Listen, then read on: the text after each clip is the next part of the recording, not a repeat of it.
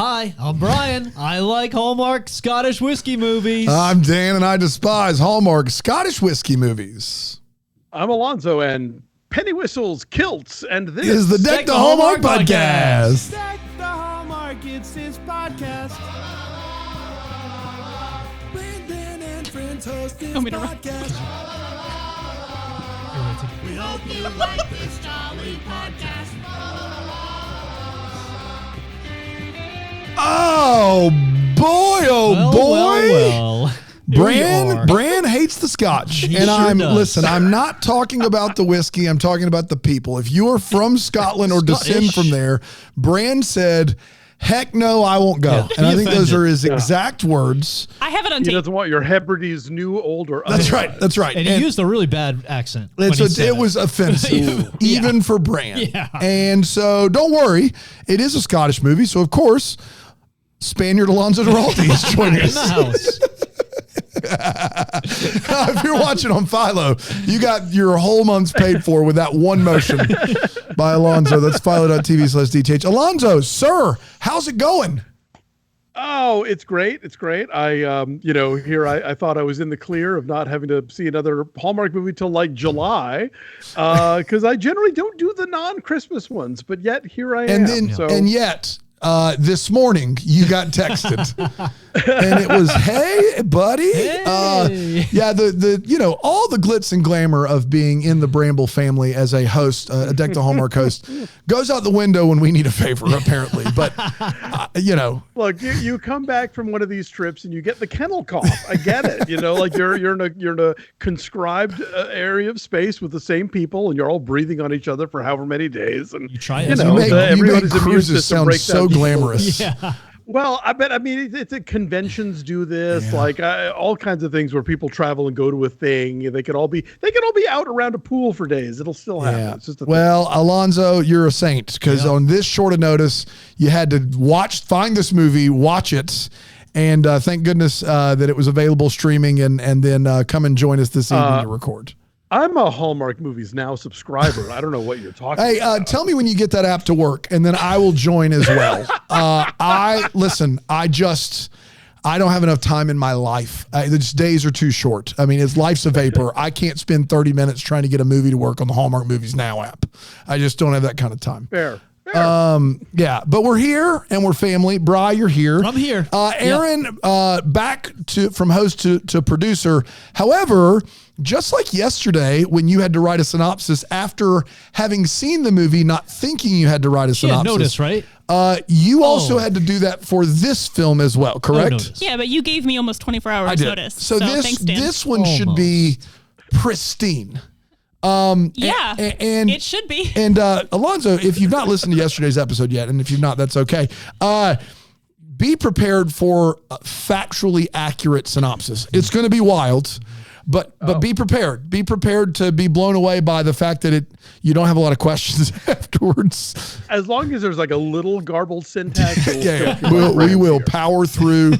Bran, we do miss you, buddy. If it sounds like we don't, we do. We promise. Get better. And even if you don't like the Scottish people, We're gonna keep working on you. Would it be better? But it is sort of like sitting in first class that first time. You're like, look at all this room. Look at all that. Yeah, that's right. So Look at it's this. sort of like, We are just out here. I sure hope he gets Or this better. rum, even. Yeah, This it's rum. Look at all this rum Look at we this. got. Look at all this rum. Look at the Scottish rum. Rum. Unbelievable. All right. Aaron, whenever you're ready, and it was Saturday, January 13th, you take it away. 2024. All right. So A Scottish Love Scheme premiered on the Hallmark Channel Saturday, January 13th, 2024. And it went a little something like this. Kate and Mari are discussing Kate's upcoming trip to Scotland. Logan, Mari's son, overhears enough of the conversation to know that Kate is sick, but not enough to hear that Lily, her daughter, doesn't know. And this definitely will not come back as a plot point later. We then meet Lily. She is recently divorced and quitting her job at her ex's family brewery. Her ex wants her to stay because they are still friends and she did a great job at marketing the brewery. But Lily has enrolled in a 6-month photography course in Spain. She has decided that now is the time to pursue her photography passion. Logan and Mari pick up Lily and Kate at the train station. The families are old friends. Kate is from Scotland. but they have not been back in a while. Lily bonds with Logan's son, Finn, but Logan is skeptical of them getting close because Lily is leaving so soon. Logan's family distillery is in trouble and needs some marketing help. If only they knew someone. The mothers volunteer Lily to help with the marketing. The next morning, Lily and Logan run into each other randomly and not at all because their mothers sent them on similar errands. They get some coffee and discuss the marketing campaign. That night, they get dinner at a local pub to discuss the whiskey business. And the mothers scheme to make sure that it is romantic, making sure Logan sits right by the fire, and they get up and dance right next to the singer as he serenades them with lyrics such as, "I waited so long for you, I guess I'll wait a little longer too." Swoon. After midnight. Yeah, Yes. we'll get there. We'll get there. The dinner goes past midnight, and the mothers are at home, still awake, super excited because this is clearly not a business dinner anymore. Kate tries to convince Lily to extend her vacation in Scotland and to consider a romantic relationship with Logan. Logan is falling for Lily, but is wary of her spending so much time working on the whiskey campaign and not spending more time with Kate. His wife was sick before passing, and he doesn't want Lily to regret time lost with her mother. Lily still doesn't know that her mother is sick. After Finn's rugby match, they go out for ice cream. Logan's brothers take Finn home so that Lily and Logan can spend some time together. They confess their feelings and kiss, then head to the distillery to sample some of the whiskey. They almost kiss again, but are interrupted by a phone ringing. Kate has fainted. It is now that Lily realizes... Brand? There, Yeah, Brandon, yeah, Brandon there's is on the Alonso. line. He's on the line. It is then that Lily realizes that Kate is sick. She finds out that Logan knew the whole time, and she is upset and feels lied to. Back at the house, no one will tell Lily what is going on as she tries to reach her father, telling her to just wait for her father to call back or for him to arrive in Scotland. Finally, Mari breaks down and tells Lily that her mother has cancer and it is terminal. Logan apologizes to Lily for not telling her sooner, and in a shocking move, Lily is a mature adult who realizes that Logan thought she knew, and it wasn't his place to say. The family sets up a mother-daughter day of sightseeing to see the Scotland of Kate's childhood. Logan tells Lily he wants a chance with her. He will visit her in Spain. It's only a short flight away. And he even bought Finn a Spanish language book. They kiss. The whole family is watching and clapping. Mari and Kate's love scheming was successful. They take a family photo. It hangs on the wall. And that was... The Scottish Love Scheme. We did it. Sure did. Like clockwork, I tell you, like clockwork. Everything went according to plan there. I knew that you were at the end of that synopsis, and I was paying attention. There's something about Bravo, this Aaron. chair that makes your brain wander. Just forget where you are. Huh? I started looking at these Christmas ornaments. Like, how do you do? Like, what? Why? I don't know. That explains a lot. I'm sorry to all the Scottish people out there. We love you. We here love you. We showed up. We don't have any like this wonderful, wonderful place. Yeah, absolutely. It looks Brand, on great. the other hand. Yeah. Let's take a quick break. Afterwards, we'll get back, hear what everybody thought about this movie and much, much more right here on Deck the Hallmark. Thanks, Aaron. Sorry, I thought it was out. We're back. Oh, I get to do that. That's a fun Hallmark. look. Oh, there it is. Actually, Erin wasn't supposed to be in on this one, technically speaking. She's back to producer role. So But let's go gotcha. over to that Erin cam now. Nope? Okay, sorry about that. Get that fixed up for later. I mean, I can Yes. go to an Aaron cam. It is just a black screen. Yeah, I will say this. Aaron is not on camera right now. If you watched yesterday's episode on Philo, you did see a brief Aaron cameo at the end of the episode. And also, you can see plenty of Aaron's work because we've got our Winterfest decorations up. And you know what? The Deckies are in a week and a half. Can't believe that. And already a week and a half, and this will look like a full formal set. You'll think we're in a different place recording the Deckies. Should we? Maybe we should try. We a different should. place. Ooh, what if it was Consider it the Furman space. what if it was a live event? What if we had people actually show up in tuxes? Maybe even. Hey, if the Deckies was a live event, Alonso, could we get you out here for it? Tux, the whole bit. You know, I mean, I've never been to the Oscars, but I would totally go to the day. Yeah, I was about to say you can review Night Swim from one of our megaplexes. Okay, like there's no Anatomy of a Fall It or is Zone of January, Interest. you're right. You've got plenty of options here for those January movies. I can It would be promise you funny that. to have Alonso here just for the fact that as soon as he starts talking, we could start to play him off music. Or I could be like the Price Waterhouse guy and come out with the briefcase. Oh yeah, that'd be great. Oh man, so only many we bits. had a bit budget. It's so many bits. Bit budget J even. Yes. Please, someone send us some money for this. I guess let's talk about A Scottish Love Scheme since we're I was here. having Although a lot of fun with that, I'd though, rather so- talk about a live Deckies, and I'm just going to tentatively put it on the board for 2025 without talking to anyone. I think we're just going to Text try Aaron to about it a week before it. We're gonna manifest it. That's right, and then Aaron will put it together the day of. I sense a new clipboard being born. That's right. now. That's exactly right. That sound we all heard. That's in the Bramble Jam Plus chat. People are asking when the Deckies are. They are Thursday the 25th, January 25th. That's right around the corner. By this point, the nominations have been released to the public on the social medias. 100%. So a lot of your favorites there, and we're excited to announce all the winners. It's right around the corner. That's going to be a fun night. It's going to be a fun. It always is. gonna look always great. is. Trace is just a mess over there with all the Mosies. Somebody should have cut her off a long time ago. We're going to do the best we can, but it's our one formal event, so we take it very seriously. But in the meantime, we get to talk about a Scottish movie where we don't see Scotland. Let's go. We have 4 segments on the show. The first one's called The Hot Take. We find out what everybody thought about this movie. And as always, we're going to start with my good friend Brian Harold. Bri Guy, what you got? Kick it right over here. That's right. This, unfortunately, I don't have a lot of great things to say about What? this one. I feel bad about it. I was a little bored by it. And there were some unexpected emotional haymakers, I would say. Like the liver cancer, terminal liver cancer. Yeah, that's some serious stuff there. You knew something was coming, and part of me was like, they're pushing this off so far that it has to be something like she's moving. Her and her husband are getting divorced. Kate and her husband are getting divorced. She's moving to Scotland. It has to be something like inconsequential, sort of like that.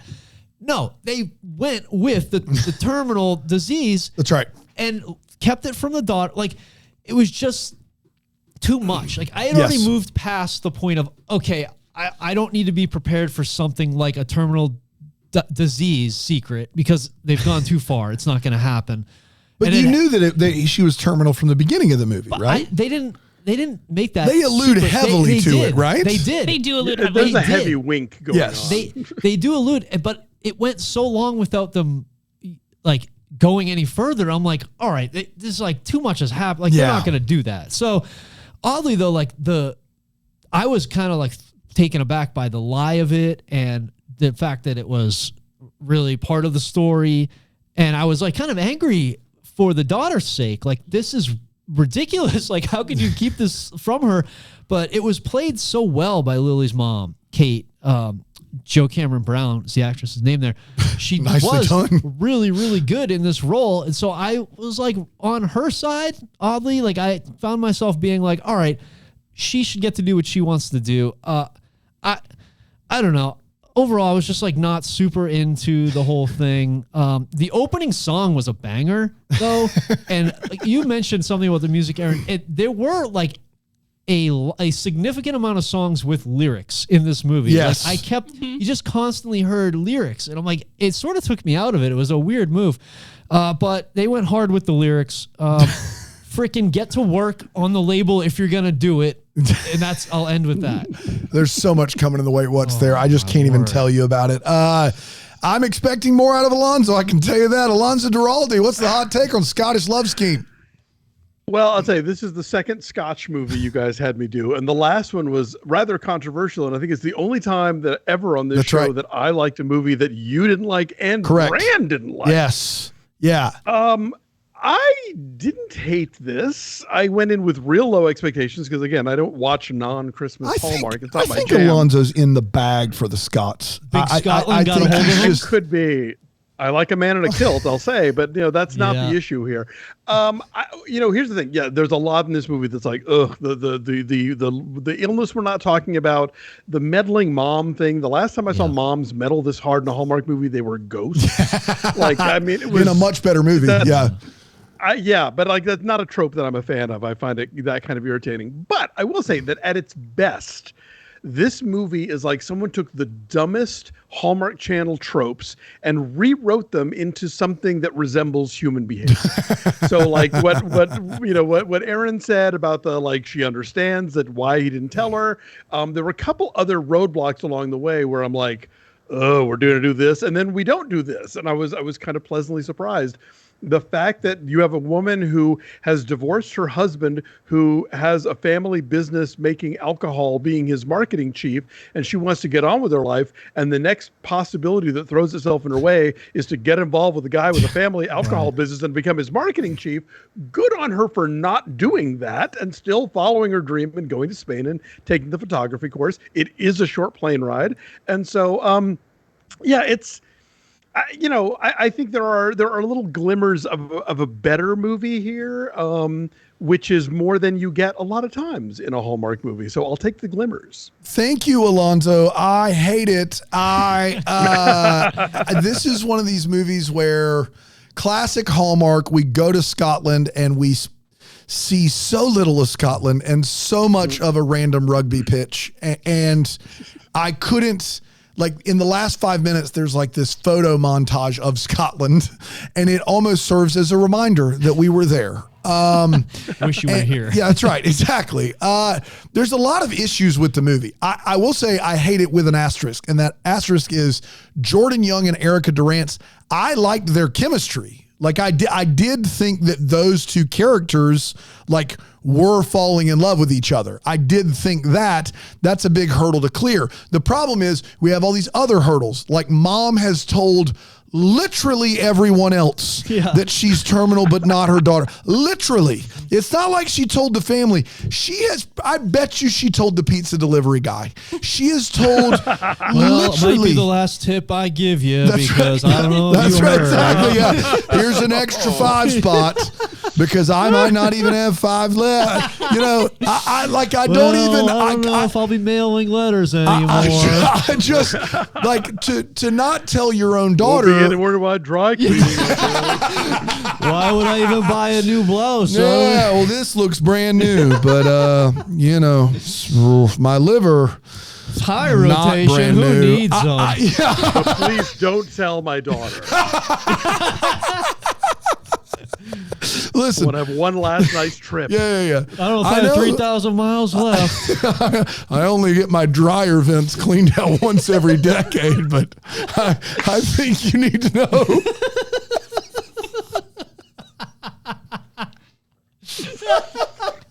We might be having to wake soon. My last Grand Marquis lasted me 300,000 miles. Don't tell my daughter. Yeah, whatever you do, don't tell my daughter. I just, like, guys. Ixnay on the Otter Day. Yeah, that's a tough pill to swallow. I get dramatically why you set it up. I'm taking so many pills these days.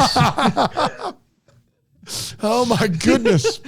They say it's never too late for gutter guards, but it might be for me. Why? Why in the world? I don't want a pharmacy rewards card because then my daughter might find out that I'm using rewards points and I got cancer. I just, like, everyone knows. And so that's 10 punches for a sub sandwich. I wish. That's 3 punches more than I have left. I can't believe I've told this to 3 Subway employees. It's just tough when you want to set up something dramatic and instead you set up one of the most ridiculous things in the world, which she told everybody but her daughter. And I think that's a real tough hurdle that the movie never overcomes. I'm offended. I believe I'm not someone that majored in marketing, but I'm pretty sure I'm offended on behalf of people that do marketing for a living, for a number of reasons. So yeah, the movie's a mess. The 2 leads, there are some really actual adult conversations that they try to, like, fix some of this stuff with. I don't disagree with that. The 2 leads, I think, are into each other, and that's really important, but it's just a mess, and it could have been filmed in Tulsa. Like, it just doesn't have enough of that. It doesn't have, like, these sweeping shots of Scotland. Like, you can say what you want about Merry Scottish Christmas, and there's plenty to say, but you knew you were in Scotland. Like, you knew it. More Moors. Yeah. So, like, It didn't clear that hurdle. The mom telling everyone but her daughter didn't clear that hurdle. So better than the golf movie. Better than the golf movie. That's what I'll give it, but that is it. Let's move along to all the feels. Let's see if we had any feels. Bri, what about it? Yeah, I felt fury when I found out she was terminal and everybody knew. Like, I was mad for the daughter. Like, correct. That scene where she was trying to get in touch with her dad and everybody kind of knew, and she was, I felt that anger that she was feeling. Like, I don't know what I would have done in that situation, because I would have been furious at everybody. Yeah. Like, I wouldn't have been able to show my face in that house again after the things I would probably say to them. It's such a tough spot, because who are you going to get mad at? Yeah. Well, exactly. You have all this anger, you just have nowhere to direct it. And you can't be, and the mom, That's it's really right. her call. Yes. And if the mom, my first thought was, I wish she told, like, if it were me, I'd be like, I wish she would tell me, we would have canceled this trip, blah, blah, blah. We would have been home taking care of you. But then again, like, the mom wants this trip, and it's like, she should have this trip. Yeah. So then it was sort of like an emotional roller coaster for me, because then I was like, well, it is up to the mom. And if this is what the mom wanted to do, and tell her daughter on her turn, like, it was just frustrating for me. And so I felt there's a way to make this plot work without. But either don't tell anybody, or make sure that old friend knows not to blurt it out. Like, they let that one run. And I think the problem is you're 100% right, Alonso, which is like, my daughter is, almost 40 years old. She's finally doing something for her. She's going to Spain for this photography class. If I tell her, she's going to make it about me. I've had a lifetime of memories, and I want to see my daughter do the same thing. So this is how I'm handling this. And when it comes nearer the time, then I'll tell her. That is all well and good. That's not what we get, unfortunately, in the movie. In fact, we get that really awkward scene where she's like, one last trip. And the daughter's like, right. What do you mean one last trip? And she's like, I mean, this year. It's just a weird scene. It's just a better way to handle it. Alonso, do you have any feels? Yeah, for one thing, I thought the kid was really good. Yeah, I thought that was a young Bradley Connell. Holds his own, and not like too cutesy, and I mean, it's written well. Like, he is believably kid-like. He's not like wise beyond his years, but at the same time, like, provides some emotional anchoring with the death of the mother and the relationship that he has with Erica Durance's character. I did enjoy the blink and you'll miss it gayness of the brother. I missed it. See, you literally missed it. It was slight. Was it was it the youngest one, or the one that came in from out of town? No, you'd think. No, the clean-shaven Caleb, brother. I think they call him. Yes, because there's and I clocked it early on, because there's a scene when he's first walking into the coffee shop, and a handsome gentleman is leaving the coffee shop, and there's cruising going on. There's cruising in a Hallmark movie. I just want to say this now. It happened. I saw it. There's cruising. We have a cruising alert. Yeah, it barely ever happens. But they did it, and I'm proud of them for that. But again, I'd say, like, my feels stem from the moments where they wrote their way through stuff that we've seen them do badly. Like, the whole, when when the three brothers and the son have the conversation and they tell the dad that he works too hard.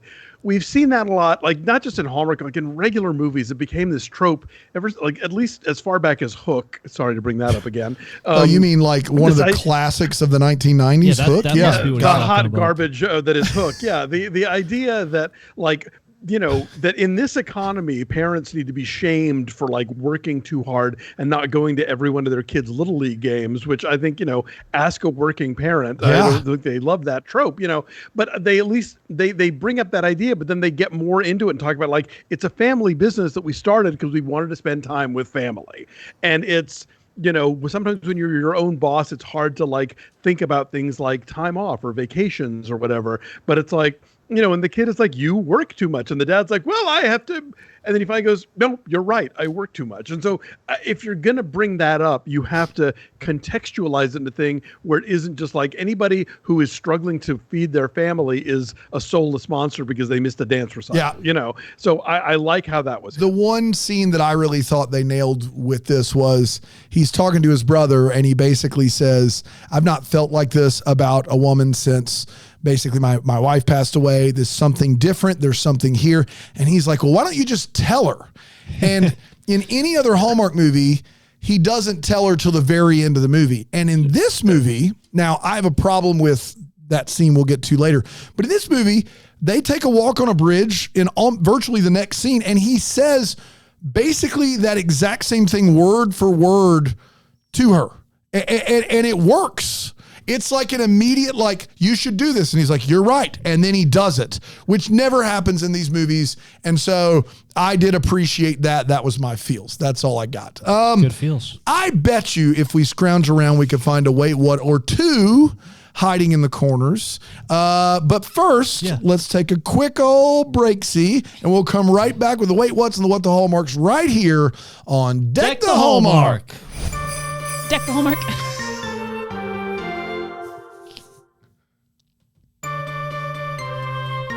We're back. Oh, yeah, that feels right. Yeah. Feels right to be here and saying that. Thanks, Aaron, for your participation. Welcome back to Deck the Hallmark, presented by philo.tv/DTH. We're here with Alonso Duralde, talking about a Scottish love scheme.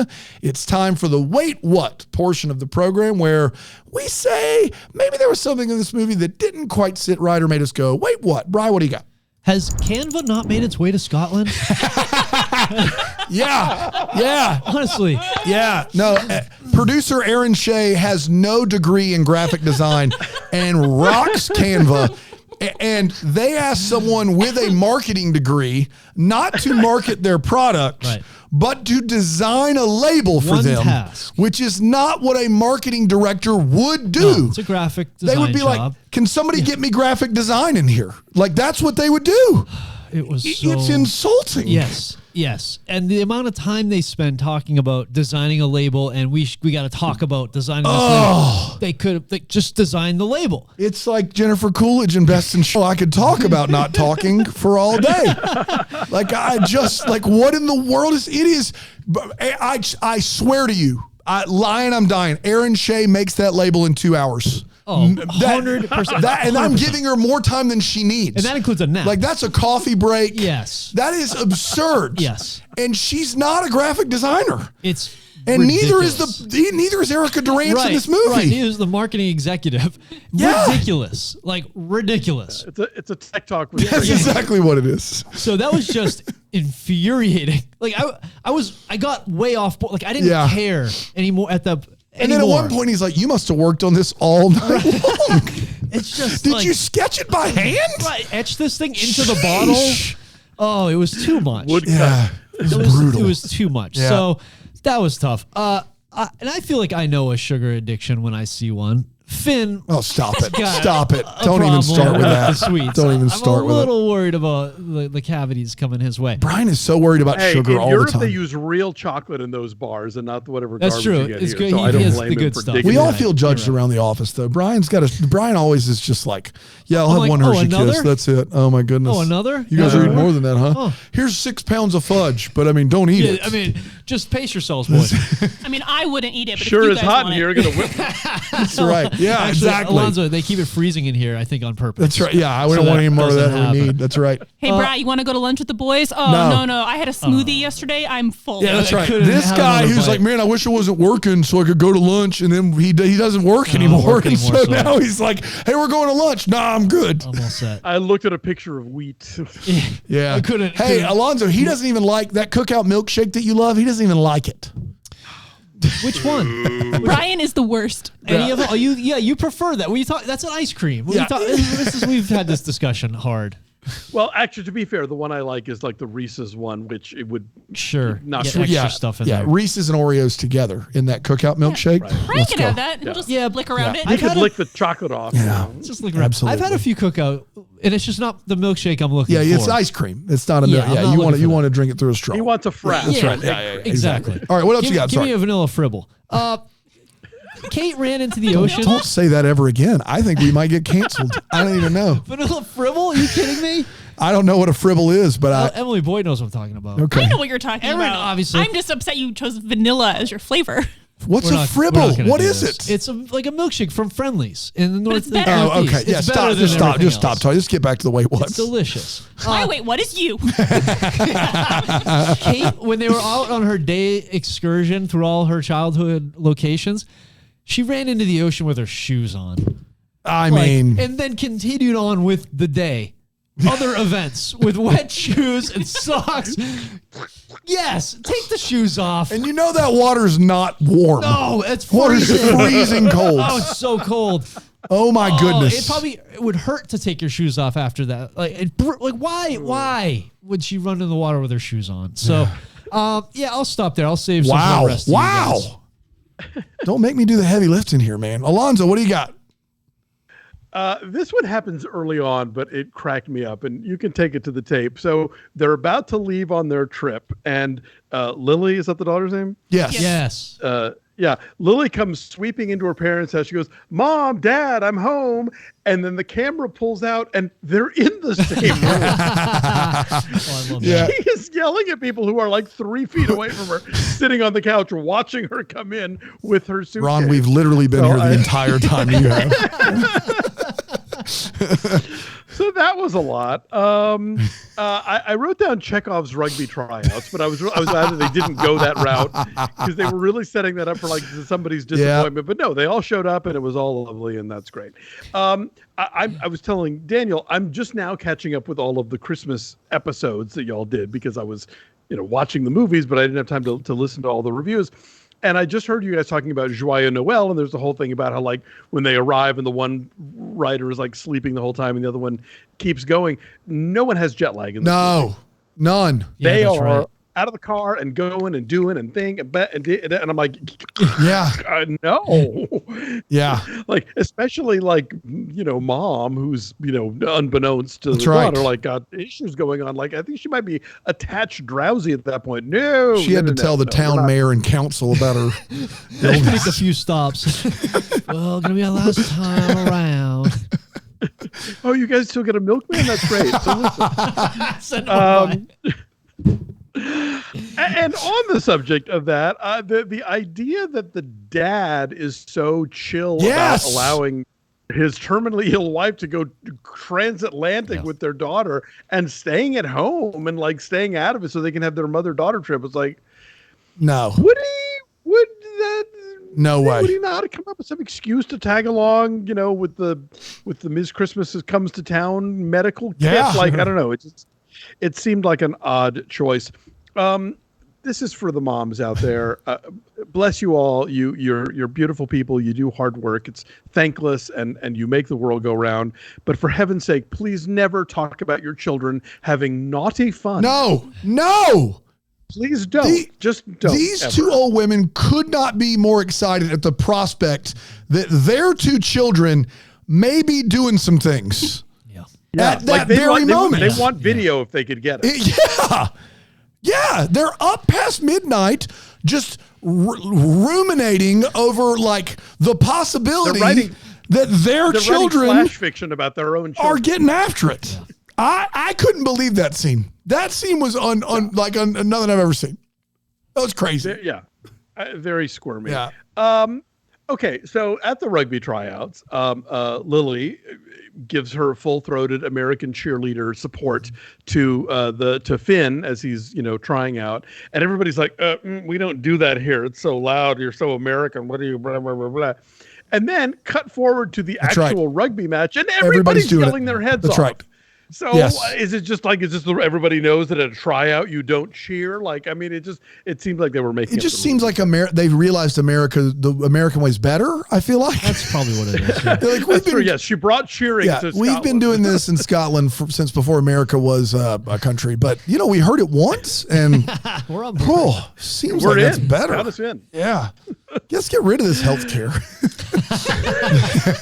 Bag it. More yelling in public. Dan, what do you got? Oh, so many. When Logan is waiting for Lily for their date, he orders a beer, and the bartender delivers to him what I can only describe as half a beer. Yeah. Tiny little thing. I was almost as mad about that as I was for Erica Durant's not knowing about her mom. You ordered a full beer and you got half beer. Yeah.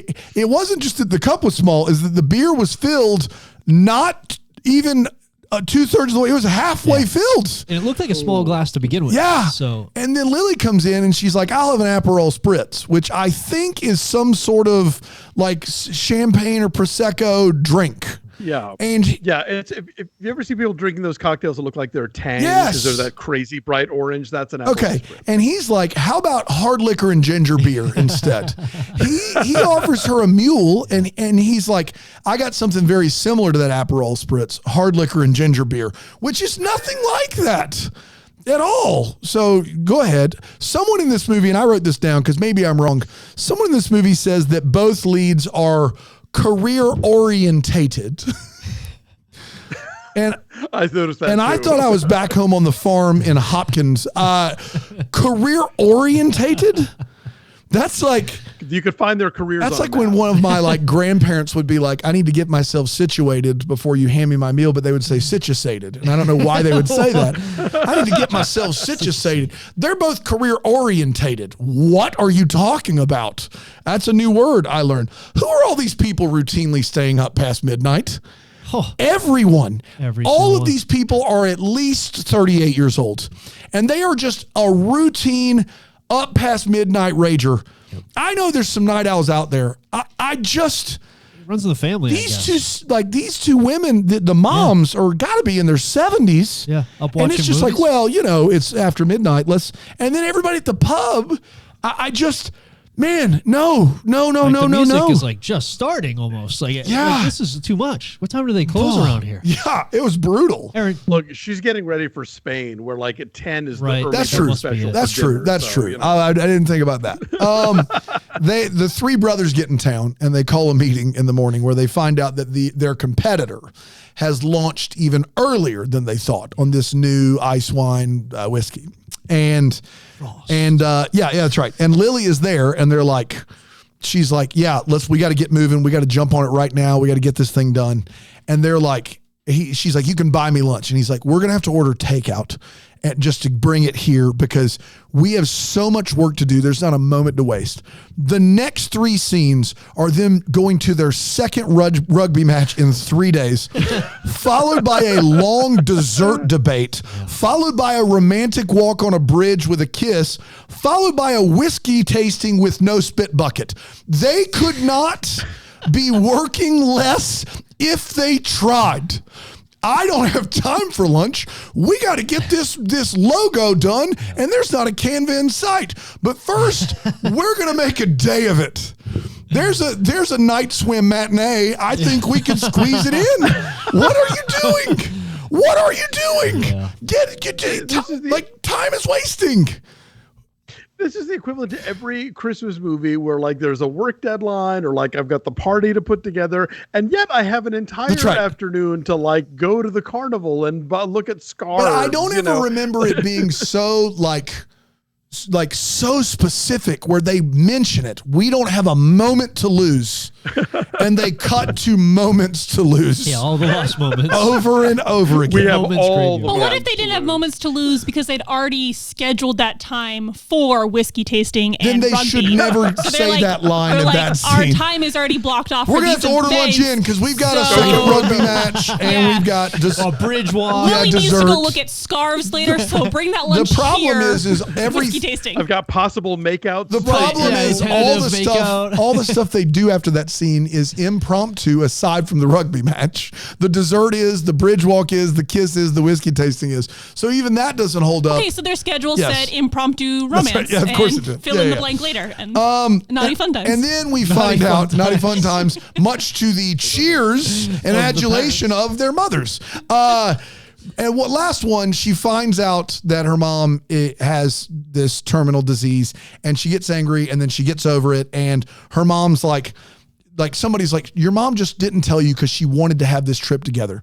Then why didn't the mom spend a single solitary second with her? True. If she wanted to have this, she literally flew over to Scotland to get her daughter a temp job and to set her up with a dude. Like, they don't spend any time at all. I don't like, I am learning in the chat, orientated is a British English version of oriented. So I feel better that they weren't speaking backwoods. That makes me feel a lot better. Thanks so much. So happy that was corrected for me. But I can't believe she went over here and she's like, I just want to spend time with my daughter for the last time ever. JK, go design a logo. And that was pretty brutal. Yeah, I want to matchmake That's on right. this trip. Yeah, Really the priority. And there wasn't, in my opinion, enough of that. Like, I don't really think they did a lot of matchmaking. They just kind of like hoped it would happen. Whereas the ghost moms like really were doing it, I think in the beginning they tried real hard. Like, as I was writing the synopsis, the first few plot points were, and the mother schemed again, and the mother schemed again. And then after, it's just like stops. And then after they have dinner and they slow dance by the fire, scheming is over until the end when their work is done. So in the end, the moms take full credit. But they still can't hang out with their kids because then they'd get in the way of further, action. Of course. All right. Well, barely one to be found, but we did find a couple. Let's move on to what the Hallmark. Have some questions that maybe would give some clarity to some characters moving forward. Bri, do you have any what the Hallmarks? Mine is sort of like a bigger meta thing. Do you feel like this? Not that.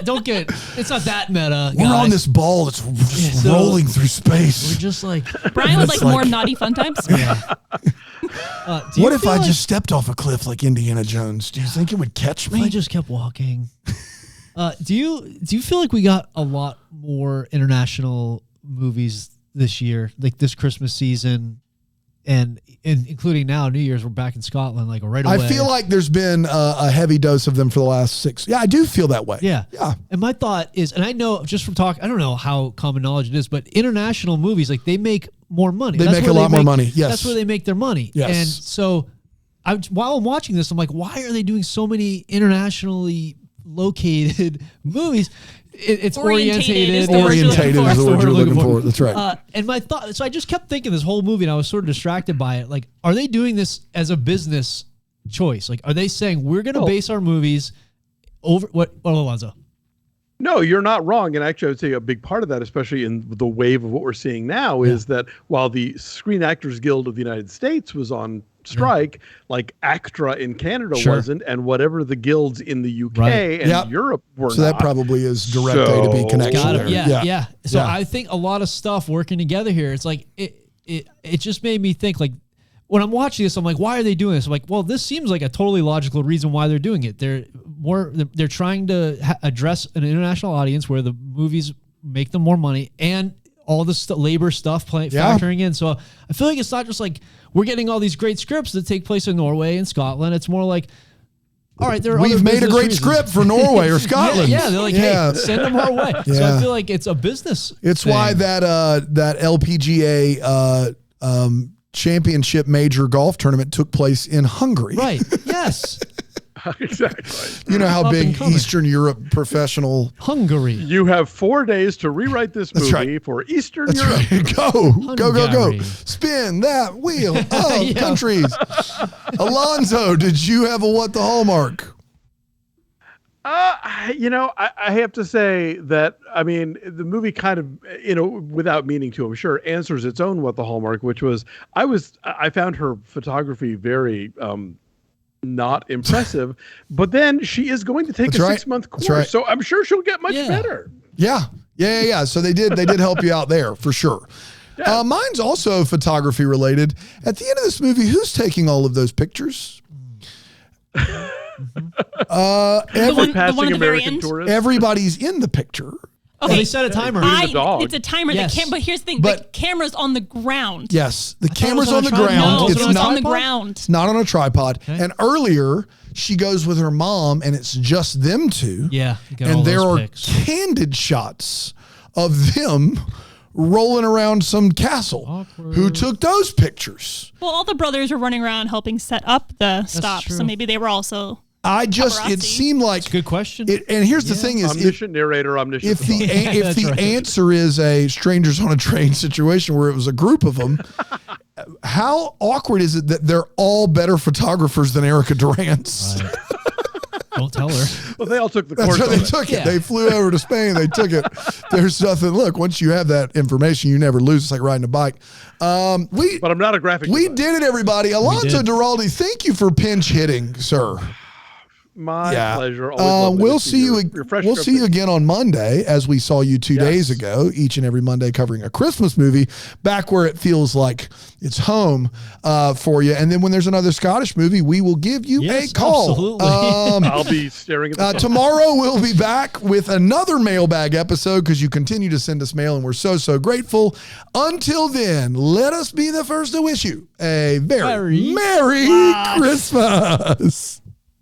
Way off. Deck the Hallmark's a Bramble Jam podcast is produced by Aaron Shea. For more information on Deck the Hallmark, you can go to deckthehallmark.com. For more information on the Deck the Hallmark family, you can go to bramblejamplus.com. Deck the Hallmark is presented by Philo TV. For a free trial of Philo, go to philo.tv/DTH.